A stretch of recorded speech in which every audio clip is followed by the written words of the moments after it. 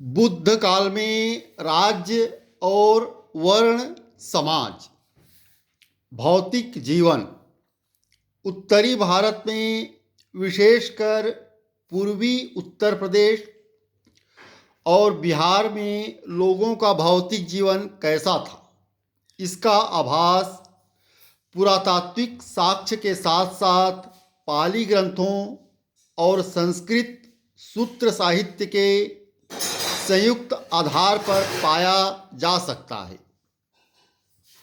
पुरातत्व के अनुसार ईसा पूर्व 6वीं सदी उत्तरी काला पालिशदार मृदभांड अवस्था का काल है। यह मृदभांड बहुत ही चिकना और चमकीला होता था।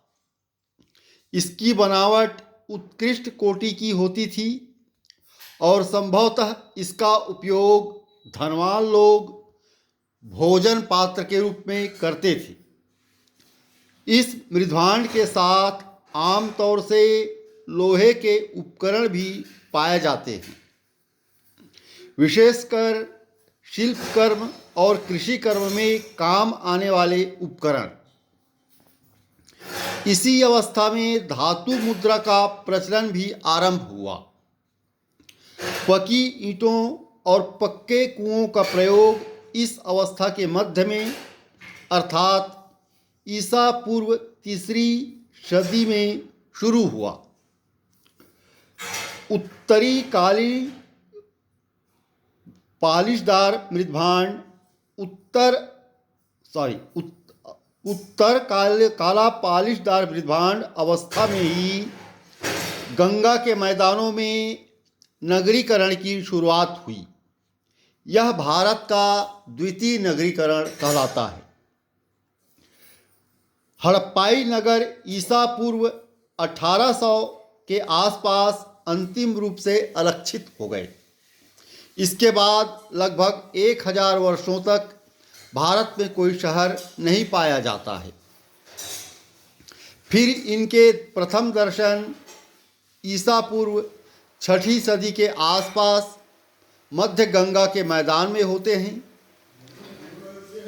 पाली और संस्कृत ग्रंथों में उल्लिखित अनेक नगरों को खोद निकाला गया है, जैसे कौशाम्बी, श्रावस्ती, अयोध्या, कपिलवस्तु, वाराणसी, वैशाली, राजगीर, पाटलिपुत्र और चंपा।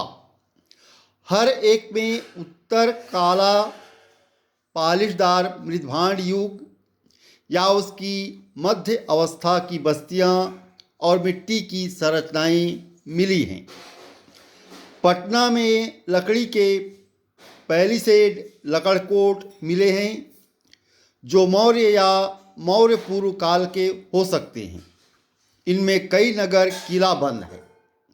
घर अधिकतर कच्ची ईंट और लकड़ी के बने थे, जो संभवतः मध्य गंगा के मैदानों की नम जलवायु में नष्ट हो गए हैं। यद्यपि पाली ग्रंथों में 7 मंजिले प्रासादों का उल्लेख मिलता है, परंतु वे कहीं भी पाए नहीं गए हैं।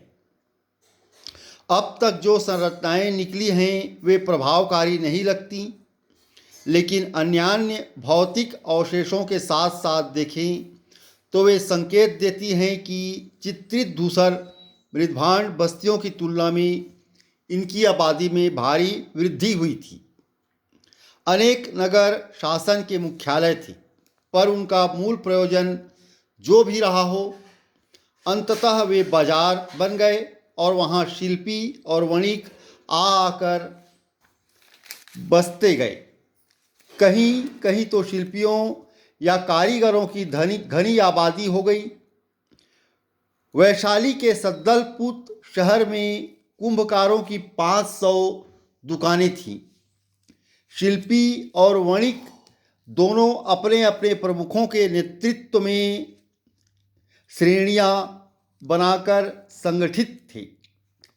हमें शिल्पियों की 18 श्रेणियों का उल्लेख मिलता है, लेकिन विशेष रूप से केवल लुहारों, बढ़इयों, चर्मकारों और रंगकारों की श्रेणियों का हुआ।